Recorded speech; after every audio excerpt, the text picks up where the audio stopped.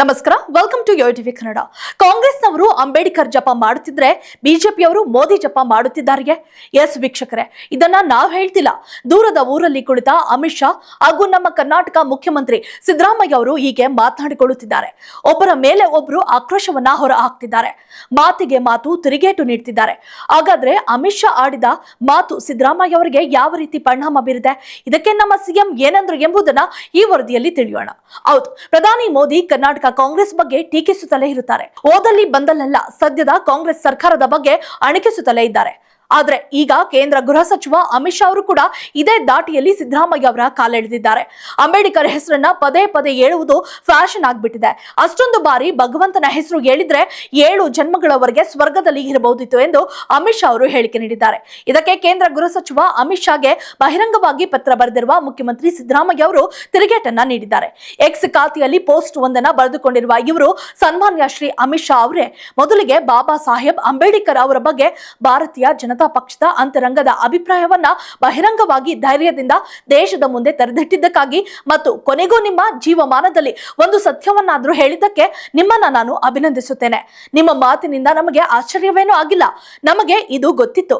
ಸಂಸತ್ನಲ್ಲಿ ಡಿಸೆಂಬರ್ 18ರಂದು ಹಾಡಿದ ನಿಮ್ಮ ಮಾತಿನಿಂದ ಇಡೀ ದೇಶಕ್ಕೆ ನಿಮ್ಮ ಅಂತರಂಗದ ಅರಿವಾಗಿದೆ. ಬಾಬಾ ಸಾಹೇಬ್ ಅವರು ಕೊಟ್ಟ ಸಂವಿಧಾನದ ಅಡಿಯಲ್ಲಿಯೇ ಕಾರ್ಯನಿರ್ವಹಿಸುತ್ತಿರುವ ನೀವು ಸಂಸತ್ನಲ್ಲಿ ನಿಂತು ಅವರ ಸ್ಮರಣೆಯನ್ನ ವ್ಯಸನ ಎಂದು ತುಚ್ಛೀಕರಿಸುವ ನಿಮ್ಮ ದಾಷ್ಟ್ರಕ್ಕೆ ಶಹಬಾಸ್ ಅನ್ನಲೇಬೇಕು. ಅಮಿತ್ ಶಾ ಅವರೇ, ಬಾಬಾ ಸಾಹೇಬ್ ಅವರ ಬಗ್ಗೆ ತಮಗೆ ಅಪಾರ ಅಭಿಮಾನ ಇದೆ, ಗೌರವ ಇದೆ, ನನ್ನ ಮಾತುಗಳನ್ನ ತಿರುಚಲಾಗಿದೆ ಎಂದೆಲ್ಲ ಸ್ಪಷ್ಟೀಕರಣ ಕೊಟ್ಟು ಆತ್ಮವಂಚನೆಯನ್ನ ಮಾಡಿಕೊಳ್ಳಬೇಡಿ. ಅದನ್ನ ಸಮರ್ಥಿಸಿಕೊಂಡು ದೇಶವನ್ನ ಎದುರಿಸಿ ಎಂದಿದ್ದಾರೆ. ಅಂಬೇಡ್ಕರ್ ನಮಗೆ ವ್ಯಸನ ಅಲ್ಲ, ನಿತ್ಯ ಸ್ಮರಣೆ. ನಮ್ಮ ಉಸಿರು ಇರುವವರೆಗೆ, ಈ ಭೂಮಿಯಲ್ಲಿ ಸೂರ್ಯ ಚಂದ್ರ ಇರುವವರೆಗೆ ಅಂಬೇಡ್ಕರ್ ಸ್ಮರಣೆ ಇರಲಿದೆ. ನೀವು ತುಚ್ಛೀಕರಣ ಮಾತುಗಳು ಆಡಿದಷ್ಟು ಪುಟಿದು ಮೇಲೆದ್ದು ಬಂದು ಅವರು ನಮ್ಮ ಮುನ್ನಡೆಯ ಹಾದಿಗೆ ಬೆಳಕಾಗ್ತಾರೆ.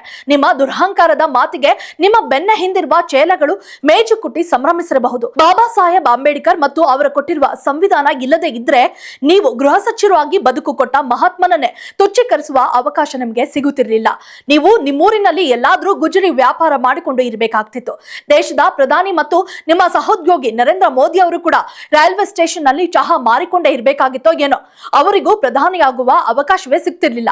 ಇದನ್ನ ಪ್ರಧಾನಿಯವರು ಕೂಡ ಒಪ್ಪಿಕೊಳ್ಳಬಹುದು ಎಂದು ನಂಬಿದ್ದೇನೆ. ನೀವು ಒಪ್ಪಿಕೊಂಡು ಬಿಡಿ. ಅಮಿತ್ ಶಾ ಅವರೇ, ಇತಿಹಾಸವನ್ನ ಓದಿರುವ ನಿಮ್ಮಂತವರಿಗೆ ನಿಮ್ಮೊಳಗಿನ ಅಂಬೇಡ್ಕರ್ ದ್ವೇಷ ಹೊಸದಲ್ಲ. ನಿಮ್ಮ ಮಾತಿನ ದಾಟಿಯಲ್ಲೇ ಪ್ರತಿಕ್ರಿಯಿಸುತ್ತೇನೆ.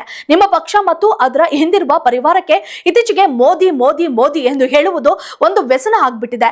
ಮೋದಿ ಅವರ ಬದಲಿಗೆ ಅಷ್ಟು ಬಾರಿ ದೇವರ ನಾಮ ಸ್ಮರಣೆ ಮಾಡಿದ್ರೆ 7 ಜನ್ಮದಲ್ಲಿ ಮಾತ್ರ ಅಲ್ಲ, 100 ಜನ್ಮದಲ್ಲಿಯೂ ಕೂಡ ನಿಮಗೆ ಸ್ವರ್ಗವೇ ಸಿಗುತ್ತಿತ್ತು. ಕೇವಲ ಅಧಿಕಾರದಲ್ಲಿ ಉಳಿಯಲಿಕ್ಕಾಗಿ ಮಾಡಿರುವ ಪಾಪ ಕೃತ್ಯಗಳಿಗೆ ಕ್ಷಮೆಯೂ ಕೂಡ ಸಿಗುತ್ತಿದೆ ಎನ್ನುವ ಮೂಲಕ ತಮ್ಮ ಪಕ್ಷದ ವರಿಷ್ಠರ ಬಗ್ಗೆ ಕೂಡ ಸಿಎಂ ಸಿದ್ದರಾಮಯ್ಯ ಅವರು ಬರೆದುಕೊಂಡಿದ್ದಾರೆ. ಈ ನಿಟ್ಟಿನಲ್ಲಿ ಇಲ್ಲಿ ಗಮನಿಸುವುದಾದ್ರೆ, ಅಂಬೇಡ್ಕರ್ ಅವರು ಕೊಟ್ಟ ಕೊಡುಗೆ ಬಗ್ಗೆ ಎಲ್ಲರಿಗೂ ಸ್ಪಷ್ಟವಾದ ತಿಳುವಳಿಕೆ ಹಾಗೂ ಗೌರವ ಇರಲೇಬೇಕು. ಹಾಗಂತ ಇದು ಸಿದ್ದರಾಮಯ್ಯ ಅವರ ಪರವಾದ ನಿಲುವಲ್ಲ, ಇದು ಜಗತ್ತಿನ ಪ್ರತಿಯೊಬ್ಬರ ಅಭಿಪ್ರಾಯ. ಆದ್ರೆ ಇಲ್ಲಿ ತಮ್ಮ ತಮ್ಮ ಜಗಳದಲ್ಲಿ ಇಂತಹ ಹೇಳಿಕೆಗಳು ಎಷ್ಟು ಸೂಕ್ತ ಎಂಬುದೇ ಪ್ರಶ್ನೆ.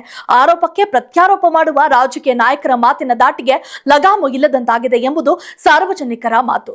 If you like this video, ಬೇಗ ಲೈಕ್ ಮಾಡಿ, ಕಾಮೆಂಟ್ ಮಾಡಿ, ಶೇರ್ ಮಾಡಿ ಹಾಗೂ ಯೋಯೋ ಟಿವಿ ಕನ್ನಡವನ್ನು ಸಬ್ಸ್ಕ್ರೈಬ್ ಮಾಡಿ.